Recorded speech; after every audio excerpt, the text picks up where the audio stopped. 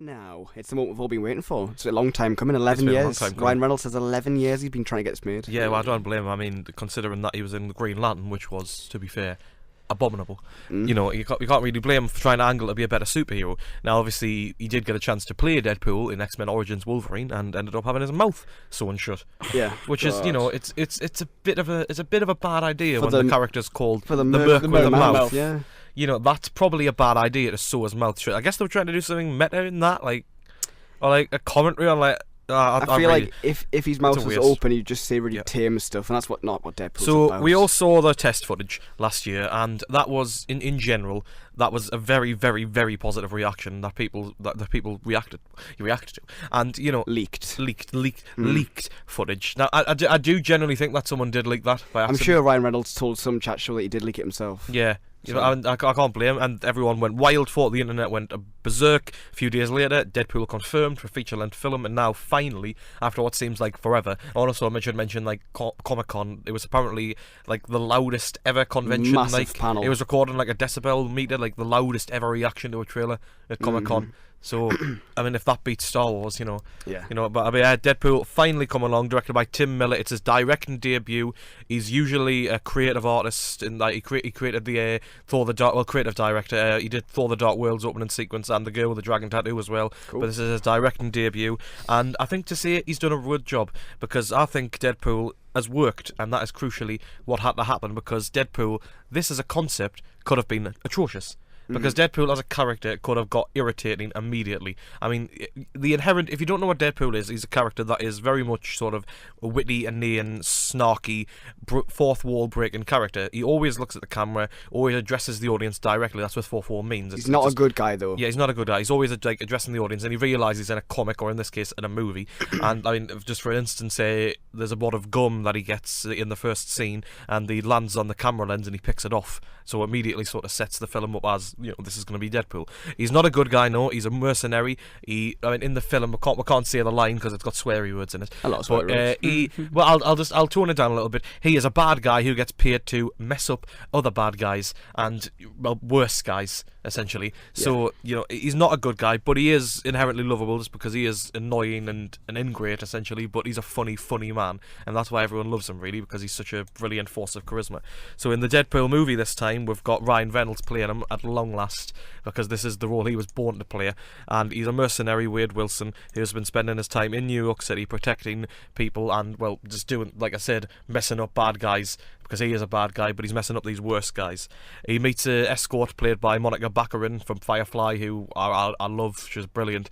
They fall in love and arrange to be married, and it is discovered that Wade has late-stage cancer in all of his vital organs. However, he is approached by a shady man in the dive bar where all the mercenaries work, staffed by TJ Miller, who says that he can offer him the one survival. However, this is an operation led by Ed Skrein of Game of Thrones fame, who left Game of Thrones to do the Transporter, which is it's a pretty poor decision, you know. Big mistake. It's an amazing bad decision, and who says he can offer him the way to survive. However, really, instead of making him a superhero as promised, they say they're going to make him a super slave, and this basically means they're torturing him. They take all the oxygen, they put him in an oxygen sort of deprivation sort of chamber and rid him of the oxygen. This triggers his mutation, disfigures his face and makes him a mutant who's got a healing factor just like Wolverine. Deadpool can't die, and however he has got this horrible scarred face and he can't approach Vanessa, and he must become Deadpool to get revenge on Ed Skrein and, well, you know, be a hero but not a hero.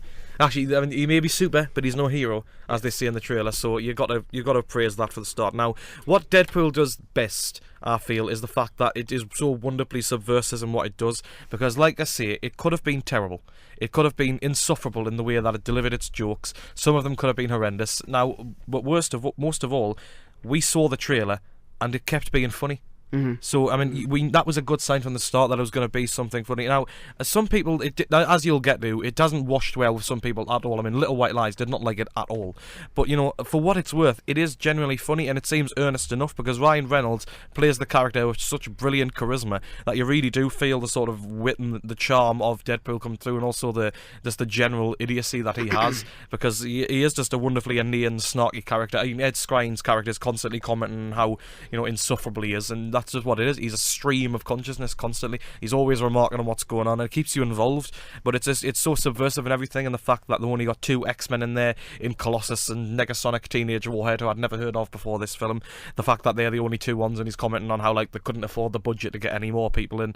References to the Avengers, to DC, to the X-Men Origins Wolverine. There's even a figurine of the original Deadpool from that movie in there. So it knows exactly where it is, and it always constantly tries something different, and that's probably why it works so well, because it always is trying to be something fresh. It's wonderfully funny all the way through, and it's just it had to be violent to be successful, and that's what it is. It's gore and guts and blood all the way through, and it's just it's a joy to watch, because some comic book movies sort of forget their roots because they try to be too dark and gritty and drenched in real life. And while that can sometimes be good, like the Nolan Batman films, it is better when comics realise what they are in the worst times. I mean, like Ant-Man, that's why I think that was probably a big hit with me. Now, not as much as Deadpool, obviously, because Deadpool is a much better film, but Ant-Man knew exactly what it was, and it wasn't afraid to mix up its visual style, which would have worked better with Edgar Wright, but still, you know, it was well enough.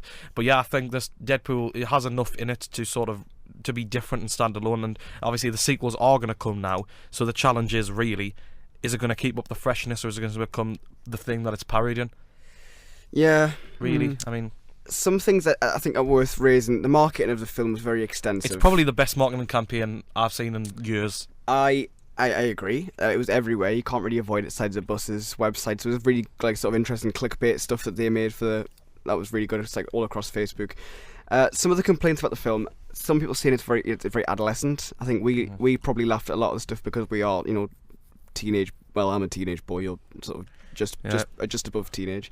It's very puerile. Do you think it was puerile for the sake of it? Do you think it pushed it too far? Because I certainly think some people are of the opinion that it was there because it didn't need to be there. Certainly, it's been marketed in the same sort of way as Dirty Grandpa has, and that Grimsby's been marketed as saying it's rude, it's offensive. Come and look at how rude and offensive it is. I mean, I understand that, but I think you have to embrace that, really, because people saw the test footage and they were like, oh right, a violent superhero film. That just doesn't exist in this sort of spectrum of cinema nowadays. All the superhero films you see are either desperately trying to be dark and gritty or have no edge to them at all, like a lot of the Marvel films, and this was something different, and fans were desperate for that. And if there was more films like this, the reaction probably wouldn't have been what it was, but because there's nothing like Deadpool in cinemas right now, the audience has lapped it up. And it is going to clean. I mean, I think it's projected for a $60 to $80 million opening weekend. Now, if it does that in the face of competition like Zoolander, it has done very, very well. But I think Deadpool will win that battle, though. But Deadpool as a character can work for so many situations in terms of marketing. I mean, they did that breast cancer and testicular cancer awareness things, addressing things that not a lot of people might address. You know, he's a character who can come up with these things and do it in a funny way, but still getting the point across. And that Valentine's Day poster, that is, I cannot believe how funny that was. Like, I was crying. But yeah, they've got it spot on, and I think what they've done is managed to get over this character who not a lot of people might have known beforehand, and make him seem fresh and original and exciting and bring something new to the genre. And that's what they do, because it's got a massive visual flair to it. It's a great first-time directorial job by Tim Miller. All the fights look real. I mean, the best action scene is probably the highway chase you see in the trailer, admittedly, but it does manage to keep being fresh and sort of exciting in the visual style that it has. And everything that's going on it doesn't do that action thing where it cuts away. It shows you the blood and guts and the gore, and it uses that 15 certificate to its advantage in every way. And the swearing isn't just for the sake of it either. It fits. I think sometimes it is. Sometimes it might be a bit too gratuitous. Some sentences it's like an F word every other word. But I feel like it fits with the character and the aggressive nature of Ryan Reynolds. I think he plays it brilliantly. It might be the best thing I've seen him in, because he was born for this role. See, it probably is, because he's had such a sort of troubled career. I mean, I did rate him in The Voices last year. I think that was a very underrated film. Exactly, but again, another role where it's sort of quirky and a bit brash, and that's a perfect But this Reynolds film, role. in the end, it could have been something that was a massive failure. It could have. I mean, for some people, it certainly is. I mean, we saw the Little White Lies review, but I mean, you've got to sort of embrace the stupidity of Deadpool in this. That was one hell of a sigh there, Joe. Mm-hmm. Yeah. You've got to embrace the stupidity and go along for the ride, because otherwise you're just going to not enjoy it at all, because it's got things to say and it's got funny things to talk about, but you've just got to go and let it wash you away, and that it does so well in doing that. It's brilliant fun, most importantly. One thing that I quite like is that it's an origin story. It had to be, to introduce the character, because a lot of people, if you say, do you know Deadpool's story, you'd say, well, I know he swears a lot and I know he's quite violent, but this obviously had to bring us up to speed.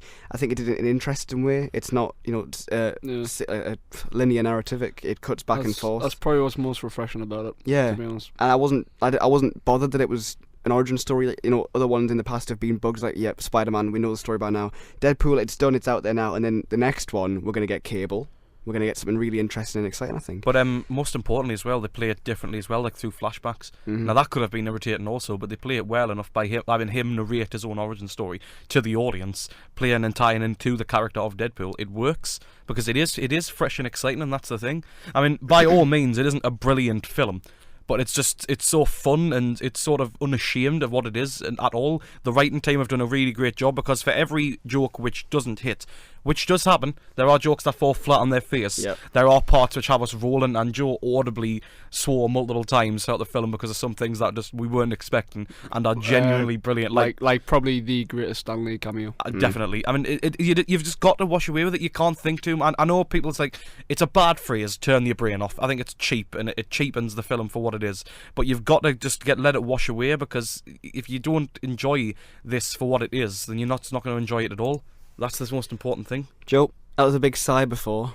Was that related to the film? No, I wasn't. Just really, tired. Just knackered. Yeah. That and the review. What was Little White Lies? What did they say they disliked? Because multiple reasons. They were just sort of saying it was like just irritating. Some people have said it's quite sort of cheap and lazy to do, sort of as parodied as it is. Like, sort of, they couldn't make a good one, so they just made a crap one and dressed it up. Like saying like it's got only surface criticism of like superhero films, and like saying how like there's no criticism like females in superhero films. It was mostly cheap shots. There wasn't anything really cut. And Morena Baccarin playing the damsel in distress character. Yeah, that wasn't in the trailer, was it? I'm not. I've played many roles, but damsel in distress isn't one of them.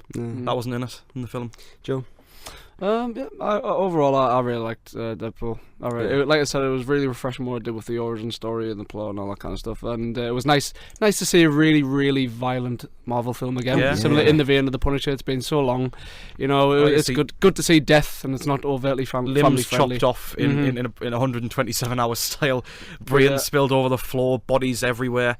While some jokes, like you said, obviously they're just overtly swearing and everything. I can see this being highly quotable, especially #backdraft. That had me rolling.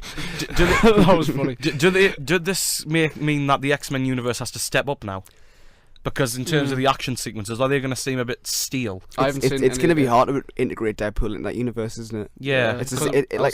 When Family Guy had to integrate with Simpsons, it obviously had to be a Simpsons episode, didn't it? Yeah. I'm just saying that tonally it can't, But Reynolds has said he wants to put together X-Force, which would bring in other people as well. Okay. So yeah, I think they definitely did well. Obviously, they only had the 2 X-Men, which is referenced in the film.